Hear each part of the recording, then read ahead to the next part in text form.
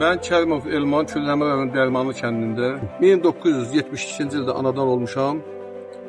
Artıq 30 ildir kənd təsərrüfatı ilə məşğul oluram. Cənab Prezidentin sərəncamı əsasında 2020-ci ildə dövlətimizə gətirildiyi simental mallardan 10 başa kimi götürmüşəm. Bugünkü gün o malları saxlayıram. Yaxşı süt istehsal edirəm o heyvanlardan. Demək olar ki, ətlik və sütlükdür.